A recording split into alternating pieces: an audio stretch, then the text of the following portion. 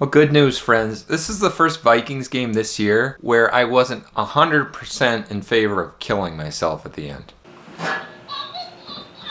But the rope broke. I need to reiterate what I said last week. You just can't be a winning team if you have a piece of shit like MacKenzie Alexander on your team. And a couple weeks before, he was blitzing, and he's got just a free shot at Russell Wilson. Russell fakes the handoff to the running back, and MacKenzie just goes straight for the running back. Okay, how many times do I have to say it? You will always break down at the worst possible time if you have a piece of shit like MacKenzie Alexander on your team. I was actually in Minnesota last weekend, and I went to the Mall of America, to the Vikings store, Vikings locker room, or whatever it's called, and I am absolutely stunned by what I saw on the wall. Anthony Barr everywhere. And I didn't see Eric Kendricks jerseys anywhere. And I bet if you ask the average Vikings fan, who's better, Anthony Barr or Eric Kendricks? Anthony Barr wants no part of Josh Allen. Who would you keep if you could only keep one of them? I bet the majority of Vikings fans would say, we'll keep Anthony Barr. Over the middle. Elliott. You got Eric Kendricks, who makes these big plays every week, who has a nose for the ball, and who shows up and gives 100% effort every game. You got Anthony Barr, who's just, when he's out there, he doesn't do anything. Out of the backfield. Except miss tackles. Out of the backfield. And he's rarely out there to begin with. Out of the backfield. Off the fingertips of Taylor. Vikings fans are so uneducated. They, we need Anthony Barr. We can't live without him. Just imagine what would happen if we didn't have him. Well, we didn't have him this week. We won. Didn't have Harrison Smith either. We won. Well, it looked like Eric Kendricks was in man coverage on White, but Harrison Smith, who's trying to disguise the coverage right here, kind of gets in his way, and it keeps Kendricks from being able to get to him in time. One shocking development this week, I mean, it's shocking. When you throw downfield to your best receiver, good things can happen. I'd say stunning, shocking. Like, you don't need a great play call. You just have them run and out. It's pretty easy. It's like pitch and catch if you try to do that. Relatively easy win, and by Mike Zimmer standards, which means you only have to convert, 1 4th down on your final drive to put the game away. But is there a reason for optimism now? Are we turning a corner? No, this is just what happens in the NFL. You play 8 piece of garbage games. You're bound to have one game where you're just a little bit better, where you're a little bit more consistent, where you do things a little better, you execute a little better, and you play a little more aggressive. And then next week go back into our shell against Green Bay and fall apart. I mean, you also look at this game, it's not like it was that great a game by the Vikings. Penalties. Having to convert a ton of 3rd and longs. Having to pick up 4th downs. Getting down to the 1 yard line and not scoring a touchdown, as usual. Cousins having his butt fumble. And of course the obligatory giving up a touchdown to the opposing team with under 2 minutes left in the first half because you get a freaking pass interference penalty. Every week. And yeah, you won this week. Well, guess what? You're not going to win next week if you do that. You're not going to win getting 10 penalties or 15 penalties, and you're not going to convert all those 3rd and longs against the Packers. So I'm not optimistic. It's just the law of averages. You're going to have a good game every now and then where you win. And even with this good game, it was a 7-point win. If you don't give up that touchdown at the end of the first half, it's a comfortable win. But you still need your offense to drive down the field at the end to put it away. It's not like it was easy. And you know what? It is possible to have an easy win. Did you know that? Look at the New England Patriots, who lost Tom Brady. Who do they have at quarterback? The guy I said we should have drafted, Mac Jones. Maybe he's got something akin to Tom Brady. That will to succeed, that drive. Instead, we traded down to draft Christian Darrisaw. Well, look at New England. They absolutely dominated whoever it was they played. Don't remember their names, not going to look it up. They just kept pouring it on. You can do that. It is possible to win handily. But the Vikings under Mike Zimmer will never do that because they will make mistake after mistake after mistake. And their talent can overcome it once in a while and will get them to close to 500. But that is it. Did they win? Anyway, our awards for this week, my ex-wife shaving her legs award for something that happens once a year. That was Kirk Cousins throwing beyond the 1st down marker on 3rd and long. He may have even done it more than once in this game. And it's amazing that can improve your chance of success by not just giving up on 3rd down.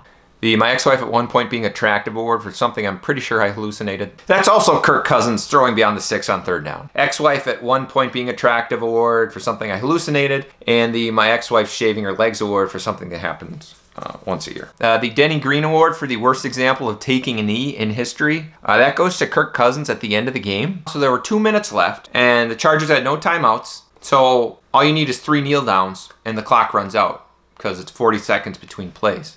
So all you have to do is just take 3. But Cousins kept taking the ball and taking like a few steps back and kind of stand. He wouldn't just kneel down. He was trying to run an extra couple seconds off each play, which you didn't have to do because it was going to run out anyway. There's 40 seconds on the play clock. There's 30 seconds left. You can take a knee immediately. The clock will run out. But the guy is just weird. Just weird. Let's have a positive award, the best effort of the game. One candidate was Alexander Madison, where he had this just like, I don't know if it was a run or a pass. Yard line, good protection for Cousins, checks down to Madison, has good speed, and Madison loping his way through tackles. Madison shedding Chargers left and right, all the way down to the 31. The best effort of the game goes to Justin Jefferson, who had this pass, I don't know, it was 10 or 15 yards, and I think it was 20 yards to get a first down, and he just carried these guys across the first down line. I mean, it was like a 10-yard play. He got like 21, 22 yards out of it. Amazing. You don't want to give him too many opportunities to make plays. You got to get Tyler Conklin more involved. And the Eric Liddell from Chariots of Fire award for a guy who's just sprinting in a straight line at nobody in particular.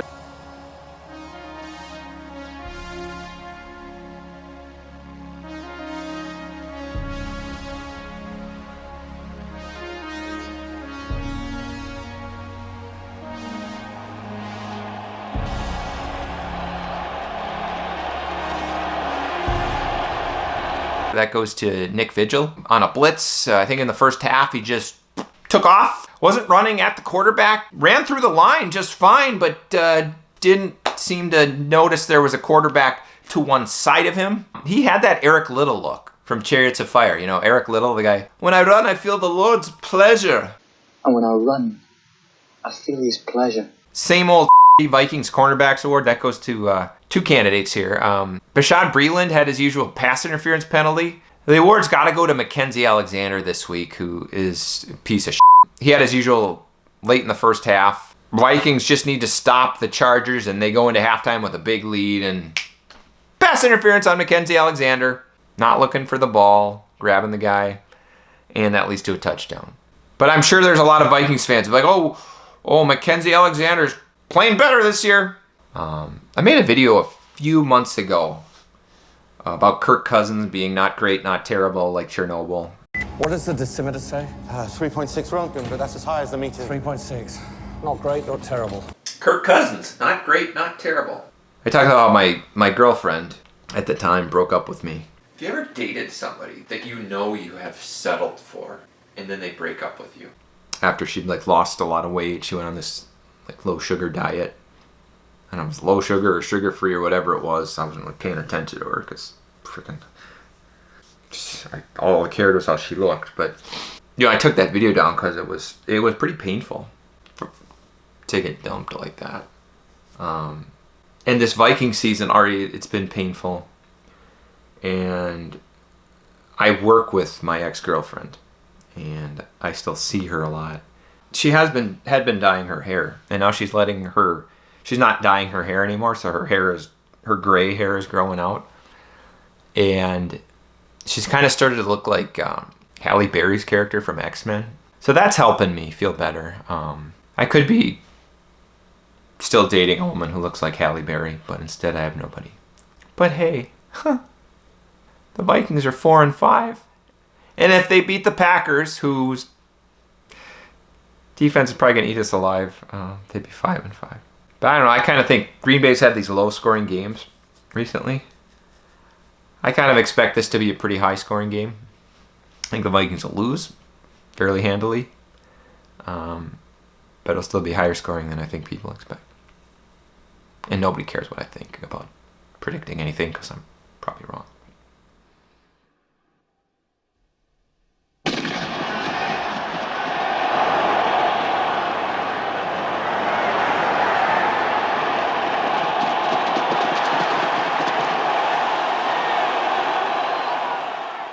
Where does the power come from to see the race to its end from within?